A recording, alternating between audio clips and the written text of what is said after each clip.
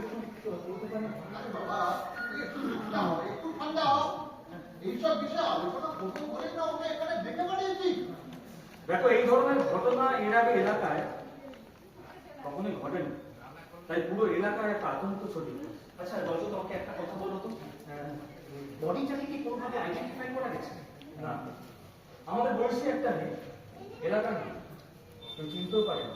তবে মেয়েটাকে যে অবস্থায় পাওয়া গেছে তাতে শুধু খুন বলে মনে হচ্ছে না, ওর উপর অন্য কোনো অত্যাচার হয়েছে।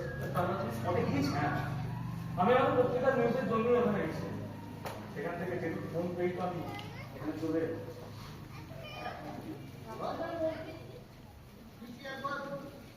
পুলিশের সঙ্গে কথা বলবি?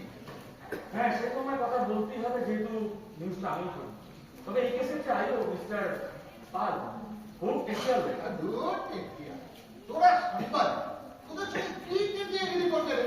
একটু তুমি জানো না কি বাজে লোক, কথাবার্তা তো অত্যন্ত বাজে, এবং আমার সঙ্গে সম্পর্কটাও খুব একটা ভালো না। পলাশদা, পলাশদা, হ্যাঁ বলছি, আমাদের যে কাউন্সিলর তুহিনদা, হ্যাঁ তুহিনদার বরটা তোমার বন্ধু ছিল তো? তুহিনদার বরটা আমার, হ্যাঁ হ্যাঁ হ্যাঁ, আমার বন্ধু ছিল, কিন্তু ওর সঙ্গে তো পারিবারিক কথা বলবার মতো কোনো সম্পর্ক নয়। আর তাছাড়া 10-12 বছর আগে তো এলাকা ছেড়ে চলেও গেছে ও। আচ্ছা, আমি একটা কথা ভাবছিলাম কাকু, রজত, এই যে শোনার যে ব্যাপারটা, হ্যাঁ এটা তো একটা পারিবারিক সমস্যা, এর সাথে রাজনীতির লোকজন জড়িয়ে কি খুব একটা সুবিধা হবে? হ্যাঁ দেখো পলাশদা, তুমি যদি কোনোভাবে কোনো পুলিশ ঝামেলায় জড়িয়ে পড়ো, হ্যাঁ, তাহলে পলিটিক্যাল হেল্প ছাড়া বেরোনো খুব মুশকিল। আর তাছাড়া জানোই তো যে এই কেসের আইও এমন মানুষ, কথা বলার সময় কিন্তু একটু সাবধানে কথা বলতে হবে। আচ্ছা ঠিক আছে, বলছিলাম রজত, তোমার কাছে একটা অনুরোধ আছে, বাড়িতে যখন পুলিশ আসবে, হ্যাঁ ইনভেস্টিগেশনে, তুমি ভাই একটু থাকতে পারবে আমার সাথে? তাহলে আমার খুব সুবিধা হতো। পলাশদা থাকতে পারলে তো ভালোই হতো, কিন্তু ওই যে বললাম আমার সঙ্গে সম্পর্কটা ভালো না, আমাকে দেখতেই হয়তো আমি বাজে থাকতে পারি। পারবে না?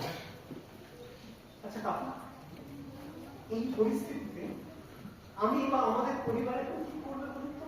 হ্যাঁ, ওকে থাকতে বললাম, ওকে থাকা সম্ভব নয়, অসুবিধা আছে। আমার মেয়ে এইভাবে পড়ে রয়েছে, মমতার মানসিক অবস্থায় আমার একার পক্ষে কিভাবে সান্ত্বনা দিতে বুঝতে পারছি? কিভাবে কি ঠান্ডা হবে বলুন তো? আমি হ্যাঁ আলোচনা হচ্ছে কি করবো?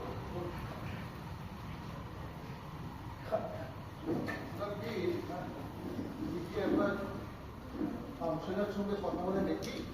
না, সে আমি কথা বলতেই পারি কাউন্সিলের সঙ্গে, তবে আমার মনে হয় এই পুরো ঘটনাটা আমাকে জানিয়ে রাখাটা খুব দরকার। জানে না তুহিনার সঙ্গে আমার সম্পর্কটা বেশ ভালোই।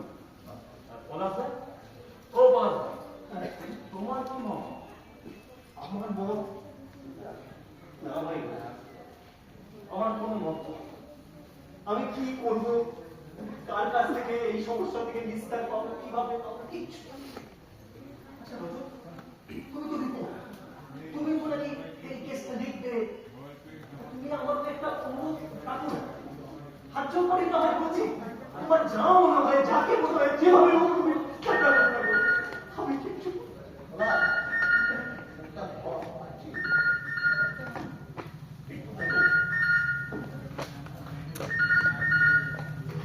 জগৎপুর থানা থেকে বলছি। আপনাদের বাড়িটা ঠিক কোথায় একটু বলুন তো?